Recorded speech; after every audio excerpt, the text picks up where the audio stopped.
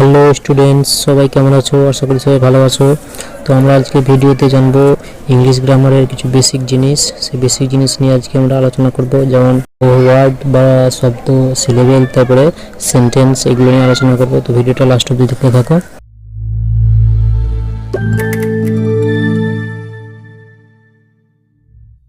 এ থেকে জেড পর্যন্ত ইংরেজি বর্ণমালায় মোট 26টি বর্ণ আছে। সেই বর্ণগুলি কিভাবে ব্যবহৃত হয়ে একটি শব্দ তৈরি করে দেখো। এখন বলছে যে কতগুলি লেটার পাশাপাশি বসে যদি একটি অর্থ প্রকাশ করে তখন সেই বর্ণ সমাজটিকে একটি ওয়ার্ড বা শব্দ বলে। কতগুলো লেটার পাশাপাশি বসবে নিয়ে একটা অর্থ প্রকাশ পাবে তখন সেটিকে ওয়ার্ড বা শব্দ বলে। কিছু উদাহরণ দেখো, হচ্ছে ম্যান একটি শব্দ, তারপরে COW কাউ একটি শব্দ, DOG ডগ এটা একটা শব্দ, তারপরে WATER ওয়াটার এটা একটি শব্দ।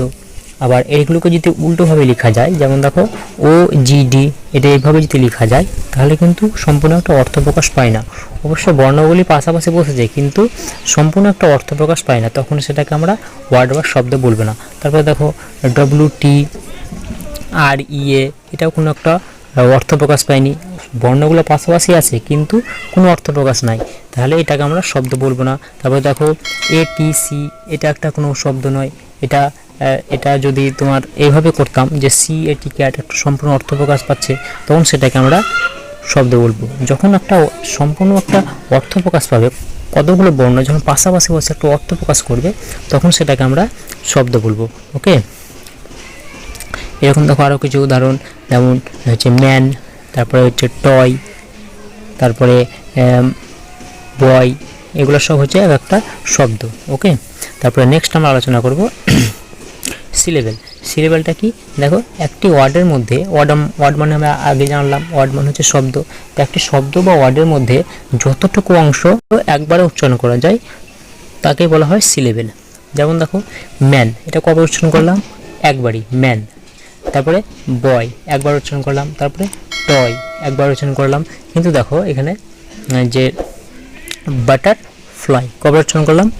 বাটার ফ্লাই দুইবার উচ্চারণ করলাম, তাহলে এটা দুইবার উচ্চারণ হচ্ছে মানে এটা দুই সিলেবেল বিশিষ্ট। আর যেটা একবার উচ্চারণ করলাম ম্যান, এটা এক সিলেবেল বিশিষ্ট। অর্থাৎ একটা ওয়ার্ডের মধ্যে যতটুকু অংশ একবার উচ্চারণ হয় তখন সেই অংশটিকে বা সেটাকে আমরা সিলেবেল বলবো।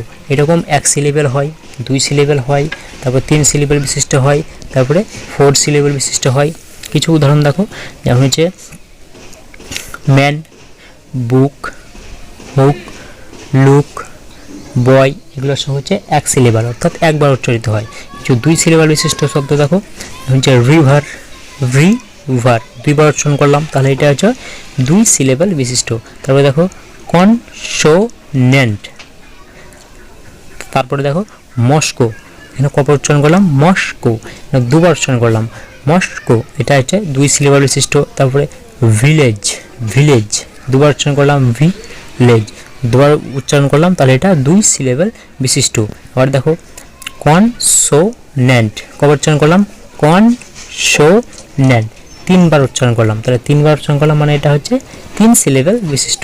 তারপরে দেখো টর্নেডো কবার উচ্চারণ করলাম? 3বার, টর্নেডো, তাহলে 3বার উচ্চারণ করলাম মানে এটা 3 সিলেবেল বিশিষ্ট। তারপরে ব্যাডমিন্টন 3বার উচ্চারণ করলাম, 3 সিলেবেল বিশিষ্ট। জানবো সেন্টেন্স সম্বন্ধে। আগে আমরা জানলাম ওয়ার্ড সম্বন্ধে, তা কতগুলো লেটার যখন পাশাপাশি বসবে তখন সেটাকে ওয়ার্ড বলবো।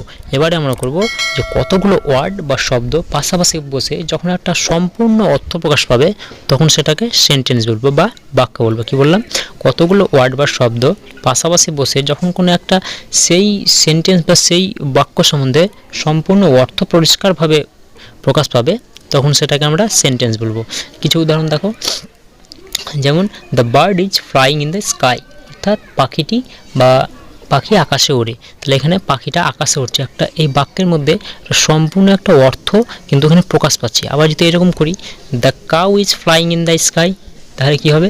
যে মানে পাখি যেভাবে উড়ে সেভাবে কিন্তু গরু ওই আকাশে উঠতে পারে না। তাহলে ওয়ার্ডগুলো কি তোমার ওয়ার্ডগুলো পাশাপাশি আছে তো প্রকাশ কিন্তু এখানে পাইনি।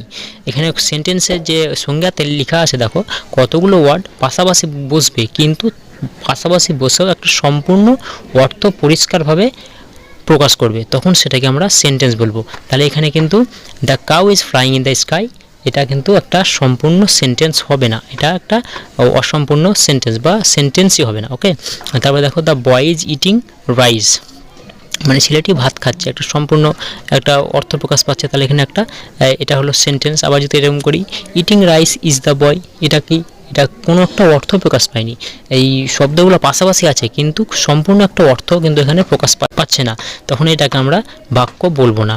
ওকে, তারপরে আরও কিছু উদাহরণ দেখো, এ কাউ হ্যাজ 4 legs, অবশ্যই একটি গরুর 4টি পা আছে। আবার যদি এরকম করি দ্য বার্ড হ্যাজ 4 legs, একটি পাখির কি 4টি পা আছে, হচ্ছে না।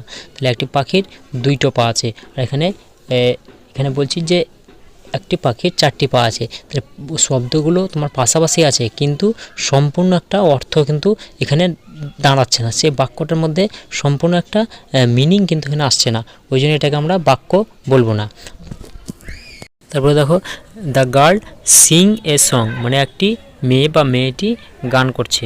আবার যদি এরকম করি the cow Singh a song হবে, তাহলে কিন্তু এটা মিনিংটা আসছে না। এখানে গরু কিন্তু গান করতে পারে না, কিন্তু একটা মেয়ে অবশ্যই গান করতে পারে। তো অবশ্যই বাক্যের মধ্যে একটা সেই বাক্যটার মধ্যে অবশ্যই একটা পরিষ্কার ভাষা বা অর্থ এখানে কিন্তু অবশ্যই ফুটে উঠতে হবে, তখন সেটাকে আমরা বাক্য বা সেন্টেন্স বলবো। ওকে, দ্য গার্ল ইটিং গ্রাস, মেয়েটি ঘাস খায়, এটা কিন্তু একটা বাক্য হচ্ছে না, তার কারণ কি মানুষ কোনোদিনই ঘাস খায় না, ঘাস কে খায়, গরু কিংবা ছাগল বা ভেড়া এই পশুগুলো খায়। তাহলে অবশ্যই ওই শব্দগুলোর মধ্যে এমন কিছু, ওই শব্দের মধ্যে অর্থটা সম্পূর্ণভাবে প্রকাশ পাবে। ওকে, তো আজকের ভিডিও এই পর্যন্তই। ভিডিওটা ভালো লেগে থাকলে অবশ্যই সাবস্ক্রাইব করে পাশে থাকবে। ভিডিওটা যদি ভালো লেগে থাকে তো অবশ্যই একটা লাইক করবে।